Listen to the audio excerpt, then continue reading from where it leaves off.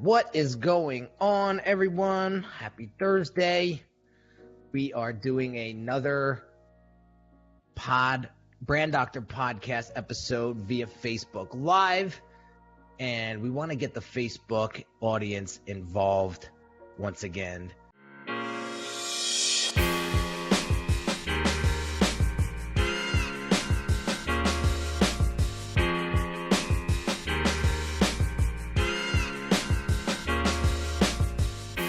And we have a really awesome topic today that is fresh on my mind. And I have an excellent guest here that's in the creative space with me that is going to bring a lot of insight to the topic of conversation.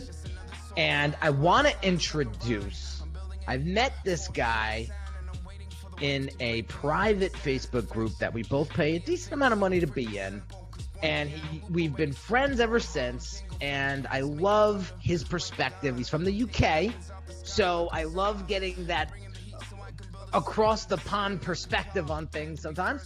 And so I want to introduce Dominic Osborne from Brace Media to the show. What's going on, Dominic?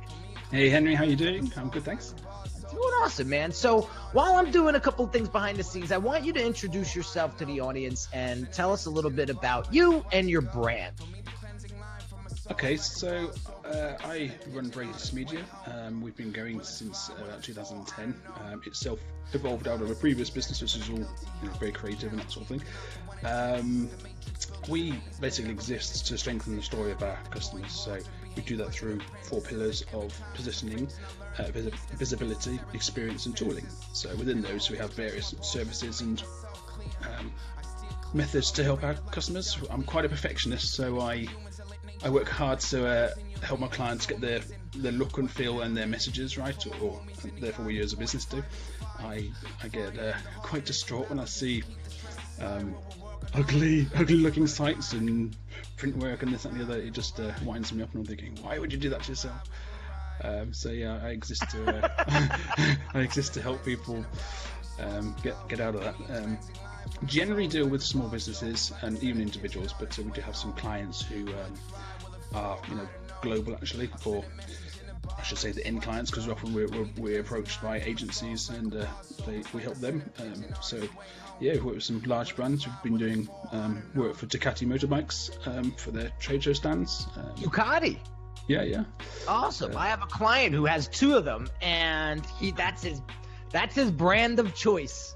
Nice, yeah. Well, the first ones we did of that nature was Harley Davidson, and then we moved to Buell. Done Triumph as well. Yeah, Ducati's one of them, but that's just a brand that has been helped by our skills, should we say? Awesome. So, yeah, there's awesome. quite a few big names. So, I was thinking of a topic of conversation to talk today about, and offline we came up with 3 branding blunders most entrepreneurs fall victim to. So real quick, how long have you been doing this? Well, as I say, Brace Media's been going since 2010, but in my most original way, if you will, when I started freelance, I was back in 2003. Yeah, a couple of years out from university then, yeah. So you're an OG like me. I love it. Okay, good. So we've been around the block, and we've seen a lot of things work and not work, right? And a lot of times when we work with clients, we see them come to us with a specific mindset or a specific position on things, which sometimes isn't necessarily correct. And so that's the reason why they come to us in the first place. So there's so much to talk about, but I narrowed it down to 3. We narrowed it down to 3. And the first big blunder that I think, and you brought this up, was buying or investing in your branding strictly based on price. So I'm going to let you take the mic and talk to us a little bit about that. Sure. Well, the problem, or one of the problems I see a lot in the UK at least, especially when you're dealing with small businesses, obviously a large business like Nike and Coca-Cola are very well established and everything, but the small businesses, they do tend to buy on price, especially when it comes to their logos, the branding, and including the logos and things. So quite often I will see a hideous business card with some tragic logo on, or a van drive-by that's got all the, it's been nicely printed, but yeah, the graphics on it, just you think, you're literally advertising yourself, and you just look awful. I wouldn't trust you. And even aside from that, if at times you've taken on people's short films, for example, and some of these short films had a decentest budget, but they put their heart and soul and money into producing these films and creating these stories, and then right at the very end, they slap on the front of these films just the title of the film, just in like Arial white font on black screen, and they're going, why would you do that? You've got this thing you've put in months or even years of your life and energy into. Why would you not care about how you're putting it out there and presenting it, how you're presenting yourself? And another one I really despise, if you're putting yourself out there as a business and you're being taken seriously, I hate it when I see people who use free Hotmail and Gmail accounts, and they can you not even spend $5-10 just to brand your emails? Come on. So yeah, oh my God, don't get me started. I love it. So real quick, guys that are watching on Facebook, if you have any questions, feel free to drop them in the comments, and we'll field them as we go through the episode. And so talking about price versus value, I did a funny email the other day about how somebody reached out to me on Instagram and was like, how much for a logo? He didn't even introduce himself. He just said, how much for a logo? And like right away I thought to myself, like, this isn't a garage sale. This is a branding agency. And so, I immediately said, if that's the first question that you ask me, I'm way too expensive for you. And he didn't really like that too much. And there's a reason why I said that, is because I wanted him to understand that if he wanted a cheap logo, that there's a gazillion other websites. And I pointed him to a bunch of, I gave him Fiverr, I gave him 99 Designs. I said, go over there. You'll find a logo for $100. You know what I mean? But it's going to take you a whole bunch of time, and there's a lot more risk involved when you go the cheap route. And so it was so funny. I posted this email as a Facebook post, and I got a lot of great feedback from it. And a lot of people were like, don't do that. He's probably just starting out. And, have you always had to start somewhere, right? And so there was a lot of great banter back and forth. And I said, listen, at the end of the day, I did this guy a favor.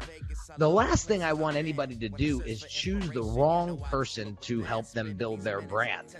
And I knew damn well from that question that it wasn't going to be a good fit, because he was strictly, he was more focused on price versus value. And so, listen, I look at it this way. If you want a cheap logo, it means to tell me, right, that you want a cheap brand, right? People forget it. Like, you see what I'm saying? Like, it's so psychological.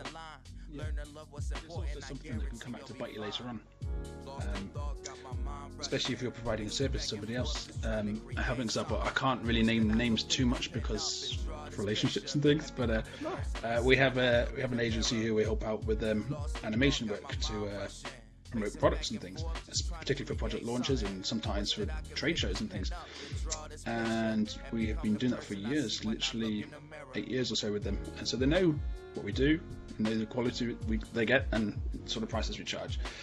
And last year, I think it was, they asked us to quote on an animation, and we heard nothing more about it. And I thought, okay, that was maybe too high for the client or something, or whatever. Didn't think much more of it. Later on, a few months later, I found out actually the project did happen, just not with us. And from what I hear, it went quite pear-shaped.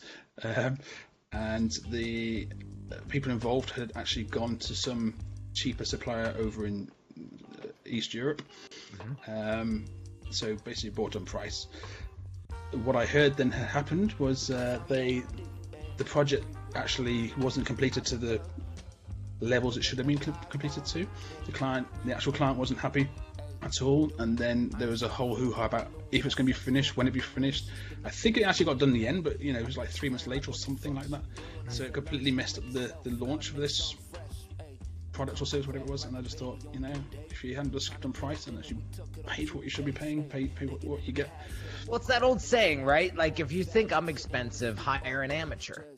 Hire a more hire a riskier, less established, less reputable, less experienced person. Go ahead, see what happens. I'll be here in 6 months when you call me back and say, shit, I should have done this the right time. I should have done this right the first time. And then another thing, when it comes to price, I always ask my clients when they're looking for the cheap route. I say, well, how much are you looking to spend on a logo? And some people are like, oh, $100. And then I'd flip it on them and I say, is that all your brand? Is that all you think your brand is worth? Is $100? And it gives them a different perspective. It makes them think, oh, wait a second. No, I want the best. And so, there's a price that comes with the best. And so that's the key that I want to drive home here is, when you're building your brand, this is what everybody's going to see. This is what everyone's going to hear.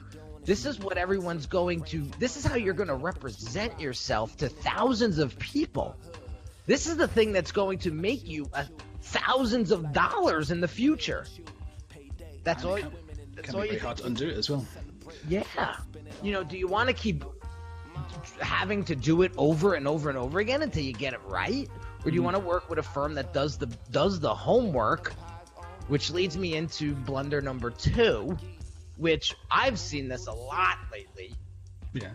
And over the years I've been doing this, it's not doing the proper discovery before creating a brand or before going into a rebrand process.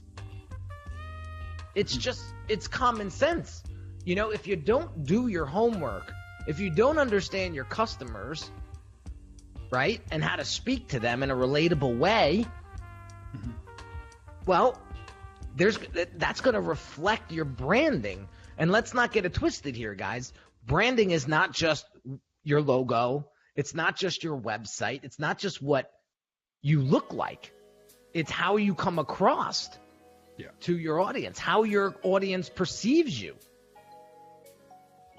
Yeah, definitely how they perceive you. And it also needs to reflect your true culture that you want to put out there so you can attract like-minded people. Because I heard a story from a guy called Simon Sinek, and he was saying about how lots of companies, when they actually do spend some money on this sort of thing, they'll do this customer research and find out what do the customers think, what do the customers want them to think. And you're thinking, actually, if you're asking people what do you want them to think and should think, you're not actually being authentic to what you are. You're trying to be authentic to appeal to people, but actually you're not being true to yourself and reaching out to people who you truly want to reach. Yeah, you're looking for validation. Yes. You're looking for validation, and that is the shittiest way to live. I listen, I'll get personal for a second. I lived my early 20s like that. I lived my late teens, early 20s like that, and it got me nowhere. Because all I kept doing was I was buying things to impress people. I was buying things because somebody said, oh, I really like that car. I would go out and buy it. So that person would be like, oh, man. But all that did was make me this fake, inauthentic person. And all I kept trying to do was find that validation to make me feel better about myself. And then I realized that that's not a great way to live. That's the whole keeping up with the Joneses mentality, and it's a rat race. Sure. And so I realized that it's a hell of a lot easier to live day in and day out when you're comfortable in your own skin. And when I flipped the script and I actually started doing that for a living, I started to get different people in my life. And I started to attract a completely different person. And that's the biggest thing that we need to understand here is we need to do some soul searching before we go out and build a brand.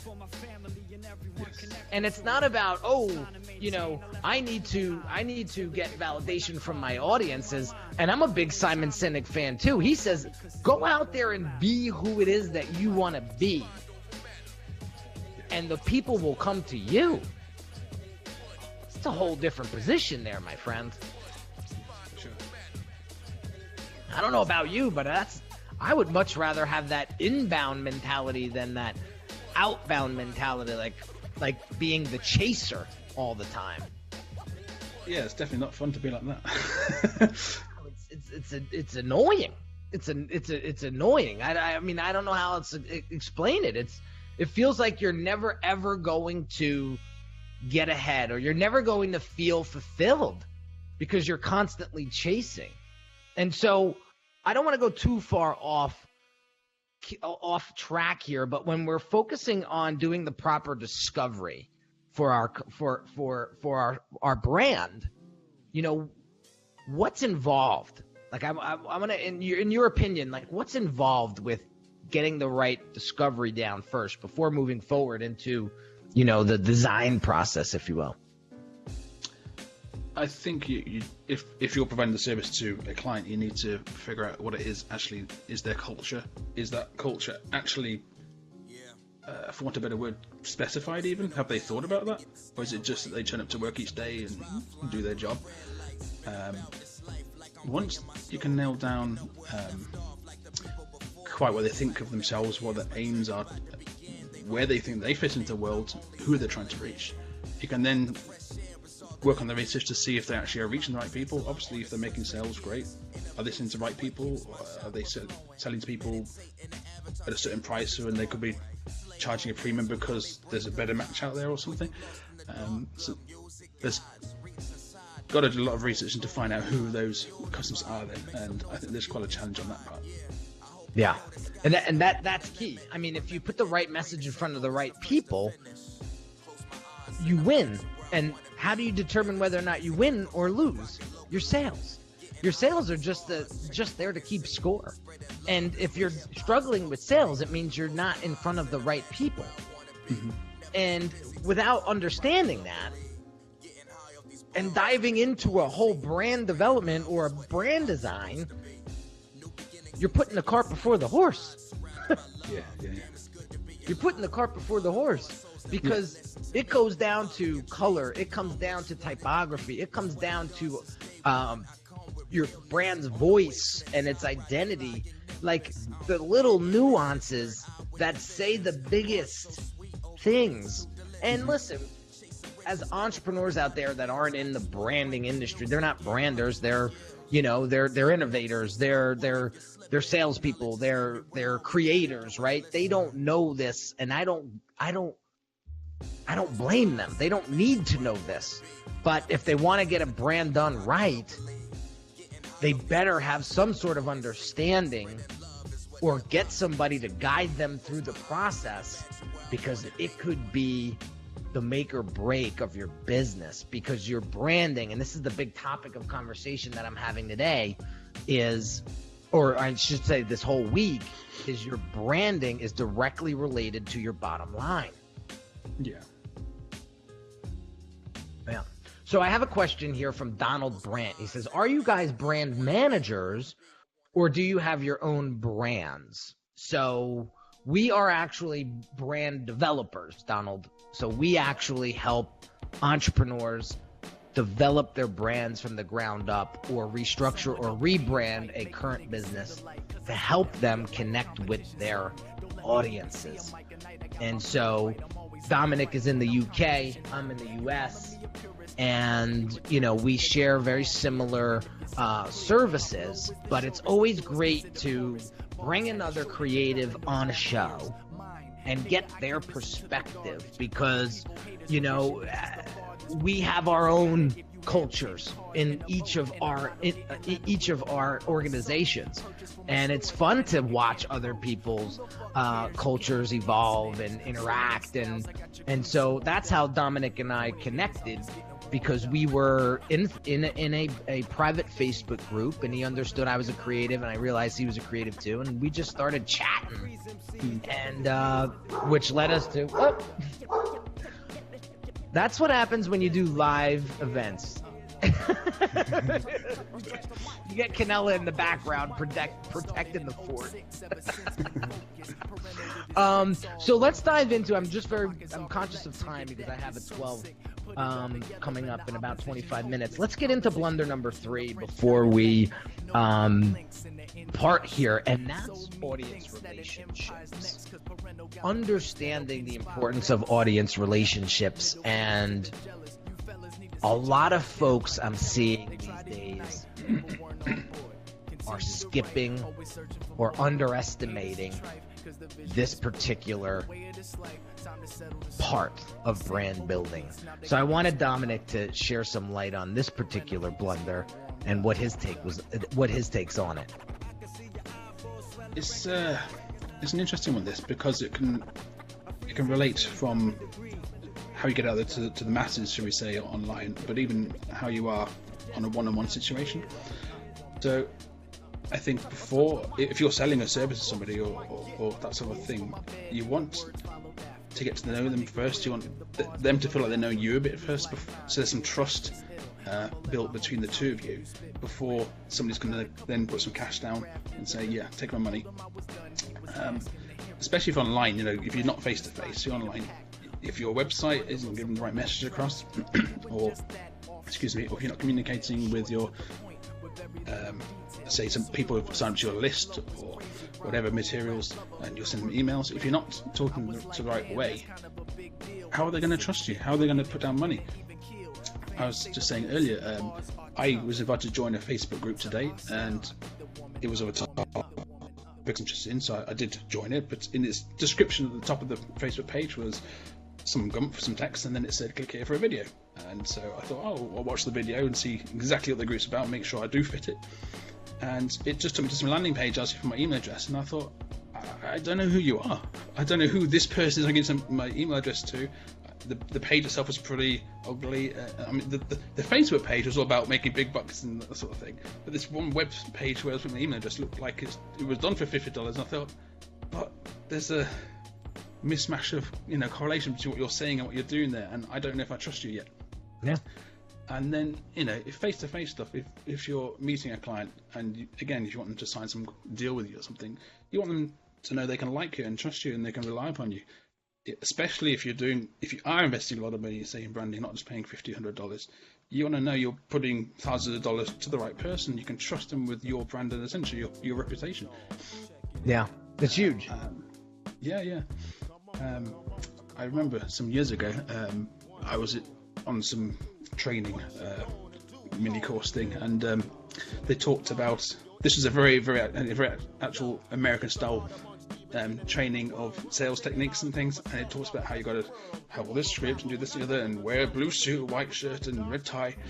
And I didn't like the style at all. It didn't fit me at all. And actually to this day, when people come to sell me stuff and if they're wearing a suit, I instantly don't trust them, because I think you're dressed up with that, you only after my money, you don't actually care what I want, you don't care what I want to achieve. I may be actually wrong, they may want that, but the impression I get because of the relationships that have been presented to me is, I shouldn't trust you with my money. I want to find somebody I like and trust, and I've had some rapport built with. It's huge. Yeah, it's huge. The whole rapport building process is one that's easily skipped because we're so focused on revenue. I mean, at the end of the day, we're entrepreneurs. We're in business to make money. And the biggest thing that we need to pay attention to is the bottom line. But in order to have a bottom line, you have to build brand. It doesn't come before building brand. And that's one of the things that we need to pay attention to. And building brand means getting out there and connecting with our audience somehow, some way. I do it through podcasts. I do it through Facebook Lives. I do it through my YouTube channel. I do it through LinkedIn. I do it through Instagram. I am all over the place. And I'm just putting out what I truly believe and what I truly value in this lifetime, in this life. And you're either going to connect with it or you're not. And it all goes back to just being authentic. You're always going to win with authenticity. That's my next Instagram post. You're always going to win with authenticity. And so, you know, that is one of the big driving forces for my brand. And I want my audience to know that, listen, I'm a human being. We make mistakes. We're entrepreneurs. We're constantly trying to level up. At least I am. And there's going to be trips along the way, right? It's about getting back up, trying not to make the same mistake twice, and moving forward. And so I teach my clients that, you know, there's going to be things when you're going along and building your brand that are going to take you 10 steps ahead. And there's going to be things that you're going to find out that may take you 4 steps back. But as long as you keep moving forward, that's the bottom line. But you got to really put yourself out there in order to build that connection or that rapport. Like you said, you saw the guy in the suit, and most salespeople are always going to put, even prospects, they're going to put on their best face first, right? It's like going out on a first date. You're not really meeting the real person yet, are you? Right? And so that's the point that I try to make, is I try to ask the right questions right up front, and you know whether or not they're going to be a good fit or quote unquote your type or not. And, you know, I spent a lot of my time in entrepreneurship sort of in that validation, like, oh, I need to make sure that I'm a good fit for the client. Right. And so I positioned myself like that years ago, and it got me nowhere. I was a puppet to my clients. And now it's the other way around. And so, you know, if you're not looking to learn how to connect with your audience in an innovative way, in a way that's going to help you attract the right ideal customer and keep them for a very long time, if that's not what that you want from me, and you just want a website or a logo, fine. Go hire the other people, and I'll be here, like I said, 6 months later, when you go and you spend thousands of dollars and realize that you got nothing to show for it. It's all ass backwards because you didn't do your homework the first time and understand truly who your audience is. And that, my friend, so let's do some recap here, because I want to make sure that we hammer this home. So the first branding blunder we talked about was buying on price versus value. And is there anything you want to add anything you want to add to that? Urge people to treat their business as an investment, and don't be afraid to put your money behind it, and pay the right people for the right job. Oh, great point. It's an investment. It's not a cost, right? The second blunder we talked about was not doing the necessary discovery or homework or legwork first before moving on to the moving along the brand process. Dom, what do you say to that? Don't skip it. Find out who they are, because otherwise you're not talking to the right people. You'd be shouting in the wrong direction. So I love it. And then last but not least, audience relationships.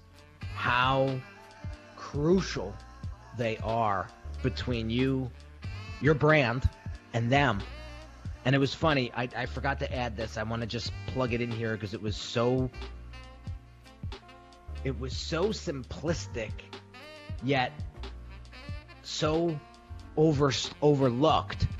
I was talking to one of my coaches, 2 days ago, and we were talking about LinkedIn and how we're spending a lot of time on LinkedIn lately because it's a business to business platform, right? So he was talking about business relationships, right?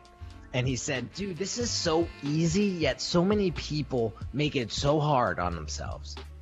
He said, it's just a conversation. And he put this into my head, and I'll never forget it. He said, when you met your wife for the first time, do you remember that day? I said, yes. He said, what kind of questions did you ask her? And I said, simple ones like, how old are you? Where'd you go to school? Where do you work? Where do you live? And he said, now let me ask you a question. Have you ever asked your clients or prospects that? That's a good question. And I said, holy shit. Not really, no. And he said, that's what I'm talking about. Building the basic using basic relationship skill will help you build that rapport for your brand. Yeah. So I had to plug that in. So there you have it, guys. 3 branding blunders most entrepreneurs fall victim to very, very early in the process that I want all of you to pay attention to going forward, because you mess these 3 things up and it will cost you way more than $1,000 logo or a $10,000 website or a $5,000 video production. And so I want to hammer that home. So real quick, guys. Well, first and foremost, Dom, I want to thank you for coming on the show. I know you're in the UK, so what are you, 5 hours ahead of me? I think I am, yeah. Yeah.